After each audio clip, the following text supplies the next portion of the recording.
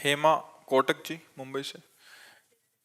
महाराज जी इन कह रहे हैं कि सत्संग से विवेक तो होता है महाराज जी, मगर वो हमेशा व्यवहार में उतर नहीं पाता। मोह क्योंकि मतलब बल नहीं बच्चों है। में। हमारी बात समझो, जैसे हमको ये जान विवेक तो अभी नहीं हुआ, जानकारी। जैसे हमें जानकारी हुई कि ये गलत आचरण है, नहीं करना चाहिए, पर मन हमको विवश करके वो गलत आचरण करा दिया। और जैसे मुझे जानकारी कि अच्छा आचरण ही करना चाहिए, पर मन निराश होकर के वो नहीं करा रहा। इसमें हमारे पास भजन बल नहीं है, अध्यात्म बल नहीं है। अध्यात्म बल है तो जहाँ लगाना इंद्रिय मन को वहीं लगा दिया, जहाँ हटाना वहाँ से हटा दिया। तो जानकारी तो है, लेकिन जानकारी का प्रयोग नहीं है। वो प्रयोग तभी हो सकता है जब हमारे पास नाम रूपी बल होगा। नाम जप तो महाराज बहुत कर रहे हैं फिर भी। अब आपका शब्द ही बता रहा है कि आप नाम जप नहीं करती। बहुत नाम जप करने वाला कैसे बोल सकता है बहुत नाम जप करते हैं? ये बोल कैसे सकता है? आप हमसे कहो कि आप कितना नाम जप करते हो, तो हाथ उठा के यही कहेंगे कि हम तुम्हें क्या बताएं, पूरा जीवन हो गया प्रयास करते, लेकिन अभी जी नहीं भरा कि जितना होना चाहिए वो नहीं कर पा रहे। वास्तविक कह रहा हूं कि काश मैं डट के भजन कर पाता, जबकि हमारे पास और कोई काम नहीं भजन के सिवा, और प्रयास रहता है, लेकिन फिर भी असफल है। हम ये नहीं कह सकते कि हम बहुत भजन करते हैं, वो शब्द नहीं बोल पाएंगे। बहुत वैसे भी आपकी जेब में 1 करोड़ रुपया रखे हैं, आप बता दोगे क्या करोड़ रुपया रखे हैं? गुप्त रखा जाता है कि नहीं?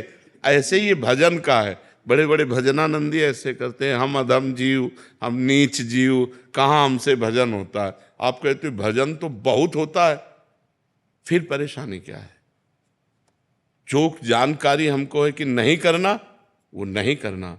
जो जानकारी करना है कि करना है, वो करना। क्यों? क्योंकि भजन है। भजन नहीं है तो फिर ये बात आएगी। ईमानदारी से भजन करो, जैसे हम कह रहे हैं।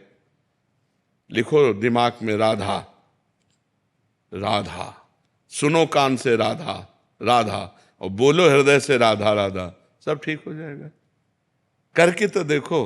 अब ऐसे कह दे कि हमने तो बहुत भजन कर लिया, तो तुम उनसे बात करो जो भजन नहीं करते, पूरा जीवन भजन में दिए हुए हैं। शुरू तो तुम करो भजन, ईमानदारी से सही भजन करो। अभी पीछे बैच में कहा कि आप घड़े में 5 छेद कर दो और एक एक चुल्लू जल डालते रहो, कभी भरेगा? तो पहले छेद बंद करो और एक एक बूंद डालते रहो, घड़ा भर जाएगा। पहले उन छेदों को बंद करो जो हमारे भजन को छीण करते हैं, और ईमानदारी से भजन करो। फिर आप भी देखो, बोलोगी कि नहीं भजन परमानंदमय है। जो घोर हिंसक स्वभाव के थे और राम नहीं बोल पाते थे, वो जब मरा मरा हुए तो रामायण की रचना कर दी, इतिहास की रचना कर दी, जो आज हमारे भारत में सम्माननीय इतिहास है। तो आप विचार करो, हम कहते हैं बहुत भजन करते हैं, कुछ ऐसा नहीं होता, तो वो बात तुम्हारी हम कैसे मान ले जब हम भी भजन करते हैं और ऐसा होता है? कोई चिंता नहीं, बेपरवाह, न मृत्यु की चिंता, न दर्द की चिंता, न कोई भय। तो हमारा प्रतिपल आनंद में बीतता है। किससे? नाम से, भगवान के भजन से। ये हम प्रमाण तुम्हें खुद इसलिए देते हैं कि अब जैसे आपने कह दिया और 4 लोगों ने सुना कि हम बहुत भजन करते हैं लेकिन ऐसा नहीं। नहीं, हम ये नहीं कह सकते कि बहुत भजन करते हैं लेकिन करते हैं और उसका परिणाम तुमको हम दिखाई देते हैं, ऐसा नहीं। भजन व्यर्थ नहीं जा सकता, भजन व्यर्थ नहीं। हाँ, ये जरूर है कि बहुत जन्मों के हमारे पुराने संस्कार हैं, पाप हैं, तो अब हम थोड़ा भजन करना शुरू किया और वो हमको घसीटते हैं माया की तरफ। अब हम और भजन बढ़ावें और भजन बढ़ावें, धीरे धीरे ऐसा होगा कि वो घसीट के हमारे पास आ जाएंगे।